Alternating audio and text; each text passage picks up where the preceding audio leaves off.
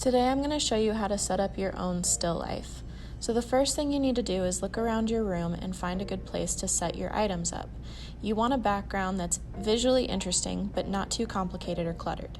I had it narrowed down to these 4 spots, but I ultimately ended up choosing to set things up on the counter, which is one of my favorite spots in the room.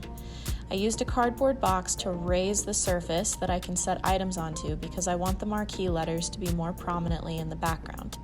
I use my Mexican blanket to cover the cardboard box because I think the fabric texture will look good. Next, start gathering items. They can really be anything you want, and you don't necessarily have to use everything you gather. It works well if you try and pick things that fit into a theme. Arrange your items in lots of different ways until you come up with a combination you're happy with. Get creative with how you place things in order to get the best result. I decided I wanted a little something extra in my still life. I took some cotton balls, thread, and a needle, and fluffed the cotton out until it looked like a cloud. I was able to smush lots of the different cotton pieces together until it got to be about the size that I wanted it. I pushed a needle and thread through so that I could suspend it from underneath the cabinets. There are lots of ways to add little elements like this into your still life. You can use googly eyes, liquid, steam, smoke, sparkles, whatever you want.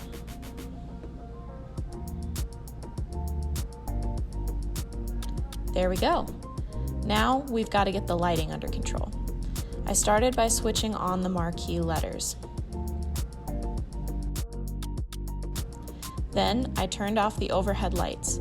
I was still getting too much light onto my still life, so I closed both windows to get the room as dark as I possibly could.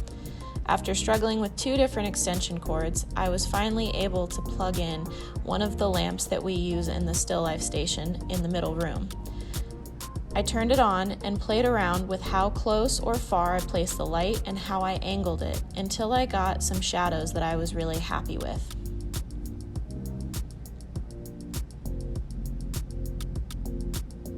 Then start taking pictures, and lots of them. Try every angle and height you can think of, and even try different orientations, like portrait versus landscape. I even tried playing around with different lighting, but ultimately decided I liked my original setup best.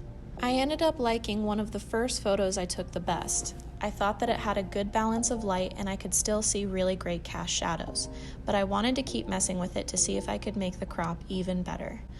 On my phone, I started messing around with the adjustments in the edit feature.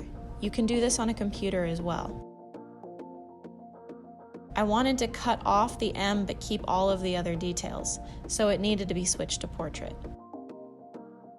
After I had it exactly how I liked it, I'm ready to start drawing. And that's it.